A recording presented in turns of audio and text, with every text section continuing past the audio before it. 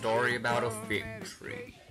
This fig tree grew on a green lawn between the house of a Jewish man and a convent, and the Jewish man and a beautiful dark nun kept meeting at the tree to pick the ripe figs, until one day they saw an egg hatching in a bird's nest on a branch of the tree, and as they watched the little bird peck its way out of the egg, they touched the backs of their hands together. And then the nun didn't come out to pick figs with the Jewish man anymore, but a mean-faced Catholic kitchen maid came to pick them instead, and counted up the figs the man picked after they were both through to be sure he hadn't picked any more than she had.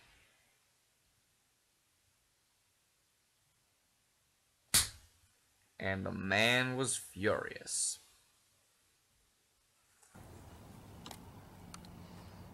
Now, you may be wondering what the significance of that story was. Well, you see, you have to remember that the Esther, all the things in that story point towards one thing. Hers and Buddy's relationship. No, it doesn't add up. It just was doomed from the start. Much like the nun and the Hasidic Jew. Now remember one thing.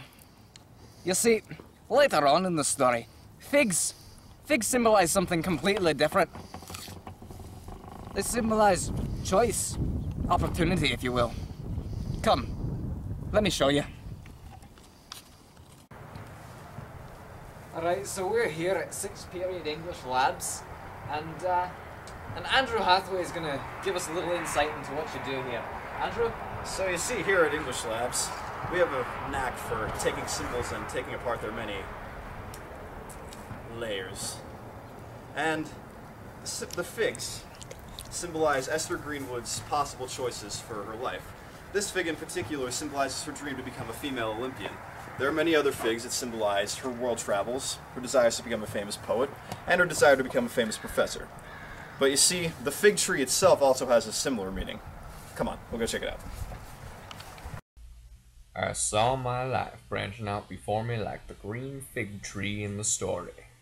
From the tip of every branch, like a fat, purple fig, a wonderful future beckoned and winked.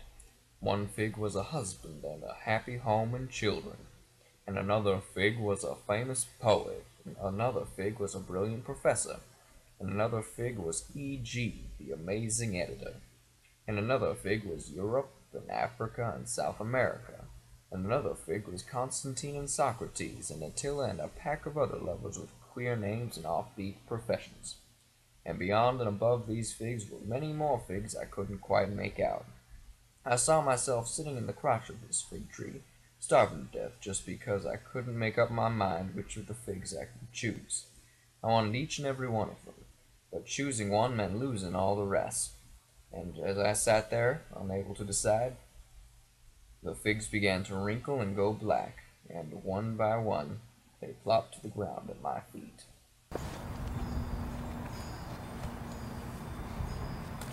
So, as you can see, this represents the fact that the longer Esther waited to chase her dreams, the more violently destroyed and long lost they became.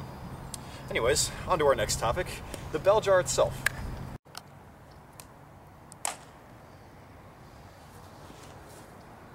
The bell jar. Quite a simple little device. Made of glass, very breakable. I'm not allowed to throw this up and down like I want to, but look, it's like a bouncing baby boy. Alright, so, the bell jar is, well, actually, let's just go see for ourselves. As you can see here, Esther Greenwood felt disconnected from her entire world. She felt trapped in the bell jar.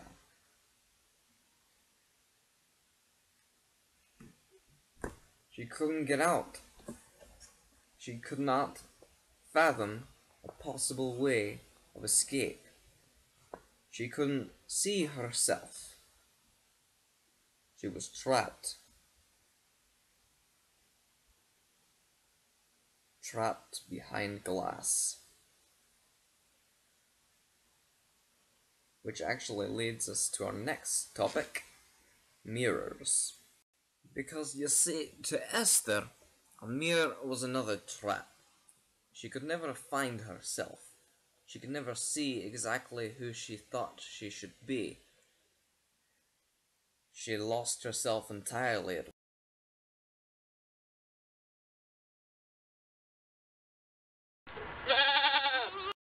Okay, so blood is real. Oh my god. What is she doing? Go back to the goat. Go back to the goat.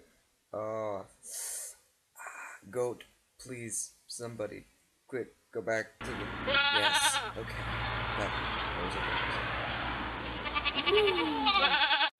So, the reason that Sylvia Plath wrote so much blood into this book is because of her own suicidal tendencies and this obsession with all things bloody and gory. Hear that?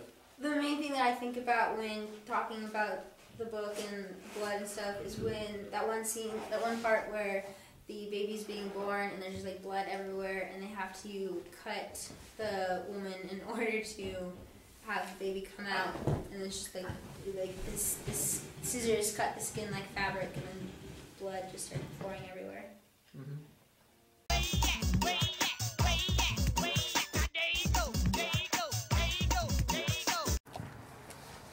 So, folks, this is Caitlin, and Caitlin is going to help us demonstrate how Sylvia Plath does a very good job of actually explaining how every single time you look, there's media all around, and it's just all over, and you can't stop. She's looking through newspapers, looking through magazines. It just doesn't end, ever. It does not ever end, ever. And that, my friends, is symbolism. So what Sylvia Plath does there is explain how people can't actually ever It's too much. It's get like you can't. through a single thought because of all of the print and the news, and they just can't think well.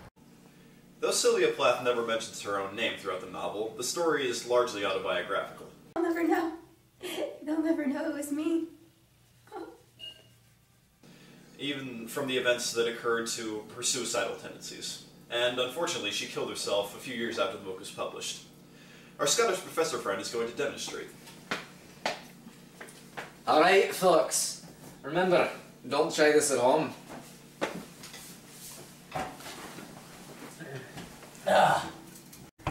Alright, so she killed herself in an oven. She gassed herself, actually. This is just a demonstration. Hey, is it on? Hey! Yeah, is it on?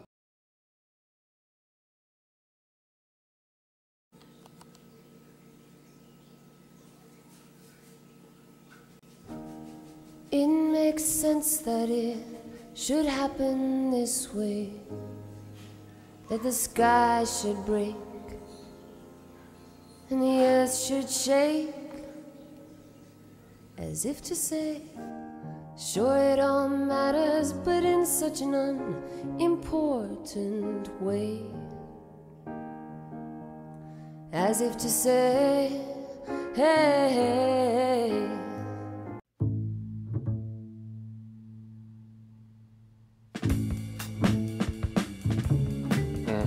Action?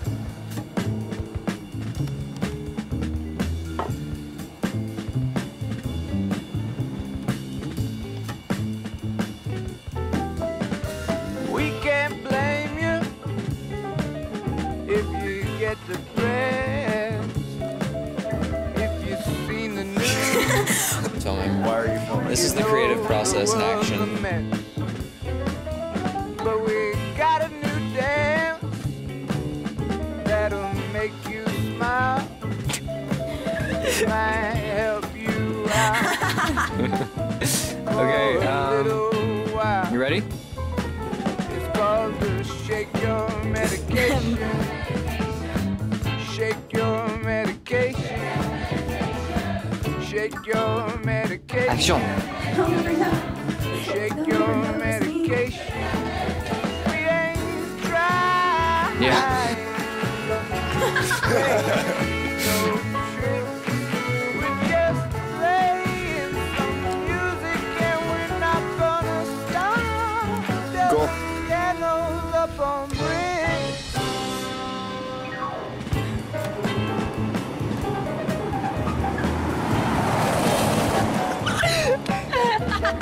missed all of them.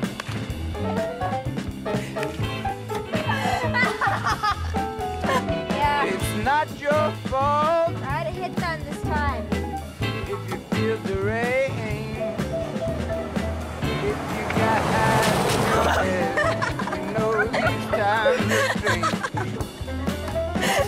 So grab those pills. Come back around and hit the other 4. Hit the other 4. Shake them like maracas. Hit the other 4. Get up and Get the other 4. Come going. Keep going. No, shake your medication. no, back up. Back it up. Shake your Hit the other 4. You have to hit the other 4. You have to hit this 4. These 4. Back up.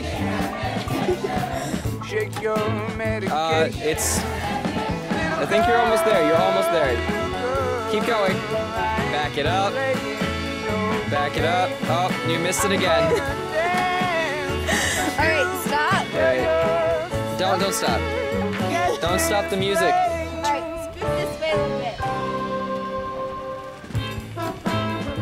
Yeah, good. Straighten out, straighten out. Good. Yes. Yeah.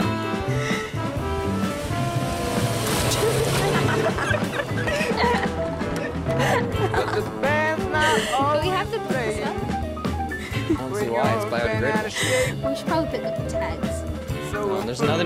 There's one left. On the audio tape. When you feel low down and you're by yourself. You can see here. There's one left. It's not recording. Oh, it is. It's recording. So we're probably gonna use the first one. Shake your medication.